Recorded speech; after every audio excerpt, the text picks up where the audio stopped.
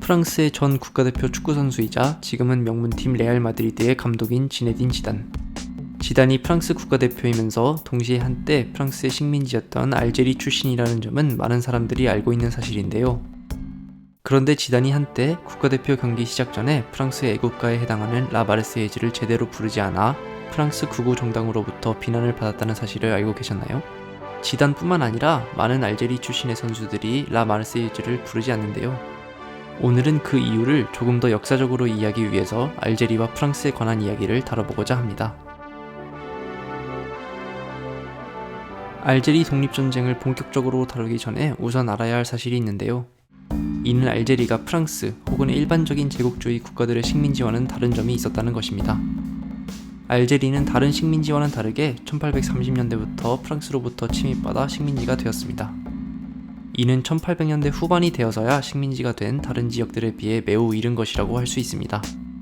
또한 다른 식민지들과는 달리 알제리의 경우 1848년부터 프랑스 본토로 편입되어 법적으로는 단순한 식민지가 아닌 프랑스 본토로 취급되었습니다. 이렇게 이른 시기부터 식민지화되었기에 알제리에는 일찍부터 다수의 프랑스와 남지중해 지역 유럽인들이 이주했습니다. 이들은 이후 검은 발을 의미하는 피에 노아로 불렸는데요. 1959년에는 대략 100만 명이 넘는 피에 노아르들이 알제리에 살고 있었습니다. 그런데 명목상으로는 알제리 지역이 프랑스 영토에 편입되어 본토 취급을 받았음에도 유럽에서 건너온 사람들과 알제리인들 사이에는 명확한 차별들이 존재했습니다. 그리고 이는 특히 종교적인 이유에서 비롯되는 것이었습니다. 이런 차별은 이후 독립전쟁과 그 후 발생하게 된 불행의 씨앗이 됩니다. 한편 2차 세계대전이 끝나면서 전 세계적으로 식민지들의 독립이 이어지는데요. 이는 프랑스의 식민지들도 마찬가지였습니다. 그런데 앞서 말씀드린 것처럼 알제리는 여타의 식민지들과는 다른 대우를 받았기에 많은 프랑스인들이 알제리 독립만큼은 결코 용납하지 못했습니다. 이렇게 다른 식민지들과는 달리 독립이 이루어지지 않자 이전부터 알제리에서 독립운동을 하던 다양한 단체들은 Front de Libération Nationale, 즉 우리말로 민족해방전선이라는 단체를 결성해 집결합니다. 그리고 이들은 더 이상 평화적인 방법으로는 프랑스로부터 독립을 쟁취할 수 없을 것이라는 확신 아래 무장 독립투쟁을 결심하게 되고 1954년 11월 1일 주요 프랑스 시설들을 공격하는 작전을 감행합니다. 이로써 알제리 독립전쟁이 본격적으로 시작하게 됩니다. 한편 이런 알제리인들의 저항에 직면한 프랑스 정부의 대처는 매우 강경했습니다. 당시 프랑스는 2차 세계대전 전까지 유지되던 제3공화국이 무너지고 의원 내각제에 가까운 형태의 정부를 가진 제4공화국 시기였는데요.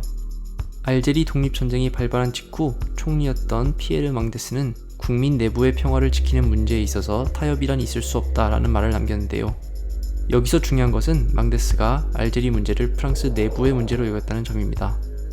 그리고 이러한 의식은 당시까지만 해도 대다수의 프랑스인들이 공유하는 것이었습니다.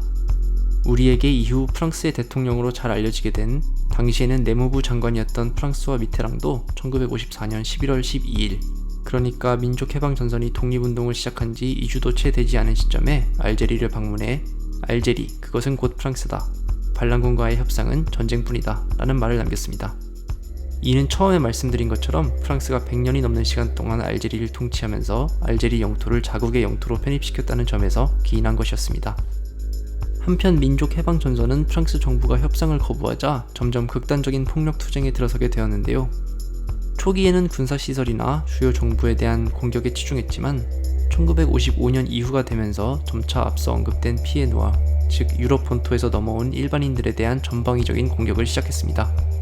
그리고 이런 전략은 과연 폭력 사용을 정당화할 수 있는지에 관한 문제를 두고 곧 알제리 내부뿐만 아니라 프랑스 그리고 서구 사회 전체에 걸쳐서 폭발적인 논쟁을 야기합니다. 현대 철학에서 실존주의로 잘 알려져 있는 프랑스의 철학자 장폴 사르트르 역시 이 논쟁에 뛰어들었는데요. 그는 폭력 사용과 알제리의 독립에 찬성하며 프랑스 내부에서 테러를 당하기도 합니다. 그런데 알제리 독립군이 폭력을 독립운동의 수단으로 삼아서 논란이 되었다면 프랑스 정부 역시 논란의 중심에 섰는데요. 이는 프랑스 정부가 체포된 알제리인들을 조사하면서 고문을 조사 방법으로 이용했기 때문입니다. 많은 알제리인들이 프랑스 정부에 의해서 고문을 받아 불구가 되거나 심한 경우에는 사망하기도 했습니다. 프랑스 정부는 조사 과정에서 사망한 이들의 사인을 자살로 밝혔다가 2000년대가 되어서야 조사 과정에서의 잔혹행위에 의한 사망이 있었음을 인정했습니다. 그런데 한번 시작된 알제리 독립전쟁은 곧 장기화되었는데요. 이는 알제리 독립군이 전면전을 피하고 게릴라전에 들어갔기 때문이었습니다. 일일이 설명할 수 없을 만큼 많은 전투들이 계속해서 일어났고, 이렇게 전쟁이 장기화되자 프랑스 내부에서도 혼란이 심화되었습니다. 프랑스 내부의 혼란은 잦은 정권 교체에서도 드러나는데요. 원래도 행정부의 힘이 약한 의원 내각제를 취하고 있어 정권 교체가 자주 발생했지만 1954년 전쟁 발발 직후 4년간 무려 7명의 총리가 취임하는 사태가 벌어지게 됩니다. 또한 프랑스 내에서 알제리 독립에 반대하는 다수와 이를 지지하는 소수 사이에서 빈번하게 유혈 충돌이 발생하는 등 사태는 그야말로 준내전으로 치닫게 됩니다. 사태가 이렇게 수습될 기미가 전혀 보이지 않자 프랑스인들은 마침내 그들이 생각한 영웅을 다시 부르게 되었으니, 그는 바로 2차 세계대전 당시 프랑스인들에게 희망의 상징이었던 샤를 드골이었습니다. 프랑스 국민들은 사태를 수습할 인물로 샤를 드골을 추대하고, 드골은 행정부의 권한을 대폭 강화하는 개헌을 조건으로 정계 복귀를 선언합니다. 이렇게 해서 프랑스 제4공화국이 무너지고 지금까지 유지되고 있는 프랑스 제5공화국이 성립하게 됩니다. 그러니까 지금 프랑스 헌법과 정부의 모습은 기본적으로 알제리 독립전쟁으로 인해 탄생한 것이라고 할 수 있는 것입니다. 이렇게 대통령이 된 드골은 겉보기에는 강경파로 보였지만 사실은 알제리를 더 이상 이전처럼 프랑스의 식민지로 묶어둘 수 없다는 사실을 명확하게 인지하고 있었습니다. 그렇기에 그는 취임 후 알제리 독립에 관한 국민 총투표를 프랑스와 알제리에서 모두 시행하고, 이를 바탕으로 곧 민족해방전선과의 협상에 들어서게 됩니다. 그런데 이렇게 드골이 알제리의 독립에 관해서 유연한 태도를 보이자 누구보다 불안해진 이들이 있었으니, 이들은 다름 아닌 알제리 내부에서 권력을 가지고 있던 프랑스 출신들과 프랑스 군대였습니다. 불안감에 휩싸인 이들은 1961년 대담하게도 드골을 몰아내기 위한 쿠데타를 감행하는데요. 이는 프랑스인들이 알제리 문제에 있어서는 드골을 밀어내고 자신들을 지지해줄 것이라는 확신을 가지고 있었기 때문이었습니다. 그러나 이것은 명백한 오판이었고, 쿠데타 직후 일반 국민들 뿐만 아니라 대부분의 프랑스 육군, 공군 및 해군이 드골을 지지했죠. 따라서 쿠데타 시도 후 드골은 오히려 자신의 정책에 더욱 확신을 가지게 되었습니다. 드골과 알제리 독립운동 세력은 드골을 몰아내려는 쿠데타가 진압된 이후 다시 독립에 관한 협상을 개시합니다.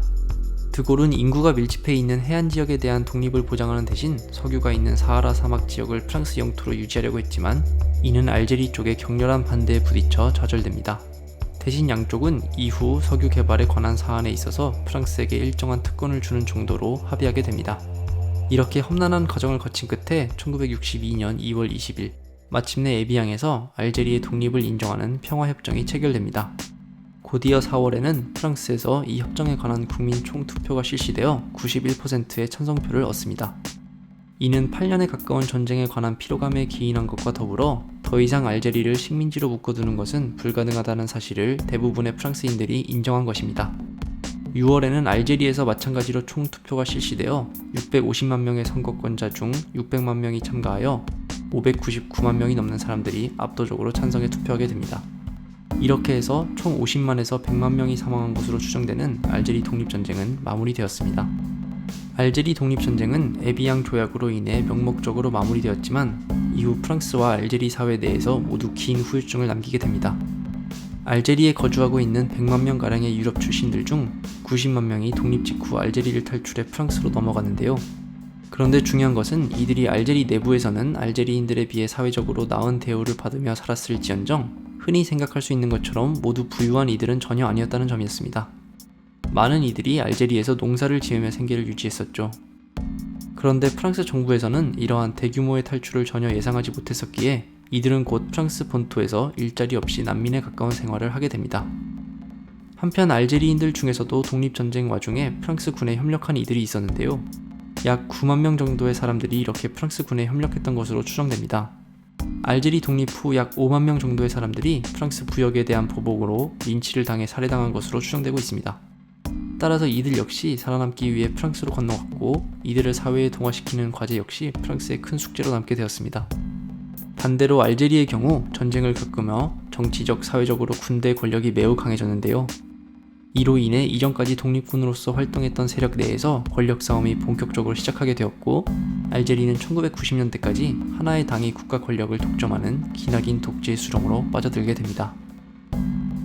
지금까지 알제리 독립전쟁에 관해 살펴보았습니다. 알제리 독립전쟁은 알제리인들이 100년이 넘게 이어진 프랑스의 지배에서 벗어나고자 벌인 전쟁이었지만 단순히 알제리인들과 프랑스인들로 나눠진 싸움이 아니라 그 안에서 다양한 계층들이 서로 갈등했던 전쟁이었습니다. 그리고 그 과정에서 최소한 50만 명이 넘는 사람들이 사망했습니다. 또한 계몽주의와 똘레랑스의 국가라는 자부심을 가지고 있던 프랑스의 민낯이 드러난 전쟁이기도 했습니다. 이런 점을 생각해본다면 알제리 독립전쟁 직전인 1953년 프랑스로 이주한 알제리인 부모 밑에서 자란 지단이 왜 프랑스 애국가를 부르지 않는지 조금은 이해가 가지 않을까요? 그리고 지단 개인뿐만 아니라 오늘날 프랑스에서 벌어지고 있는 인종적 갈등의 많은 부분들이 조금 더 와닿지 않을까요?